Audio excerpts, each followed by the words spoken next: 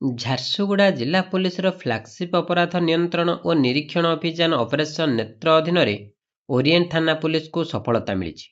ଗତ 18 August 2026ରେ police ଏକ ଜୁଆ ମାମଲା ଠାବ କରି 5 ଜଣଙ୍କୁ ଗିରଫ କରିଛି। ଅଭିଯୁକ୍ତମାନେ ସଂଗଠିତ ଭାବେ ବେଆଇନ ଜୁଆ ଓ ବେଟିଂ କରି ଅର୍ଥ ଉପାର୍ଜନ କରୁଥିବା ପୁଲିସ ପକ୍ଷରୁ କୁହାଯାଇଛି। ଗିରଫ ଅଭିଯୁକ୍ତମାନେ ହେଲେ ମଣ୍ଡଳିଆର ନିକି ସିଂ, କୁନ୍ଦନ କୁମାର ସୋନି, ଶୈଳେନ୍ଦ୍ର ପାତ୍ର, ମଙ୍ଗଳବଜାରର ମନୋଜ ରାୟ ଏବଂ ମଣ୍ଡଳିଆର ସୁରଜ ଦିଗା। ଏମାନଙ୍କୁ 19 ଅଗଷ୍ଟ 2026ରେ କୋର୍ଟରେ ହାଜର କରାଯାଇଛି। ପୁଲିସ ଚଢ଼ାଉ ସମୟରେ ଅଭିଯୁକ୍ତମାନଙ୍କ ନିକଟରୁ ନଗଦ 33,600 ଟଙ୍କା, 3 ସେଟ୍ ତାସ, ଗୋଟିଏ ଗୋଲାପୀ ରଙ୍ଗର ତୁର୍କିଶ ତଉଲିଆ ସହ 5ଟି ମୋବାଇଲ ଫୋନ ଜବତ କରାଯାଇଛି।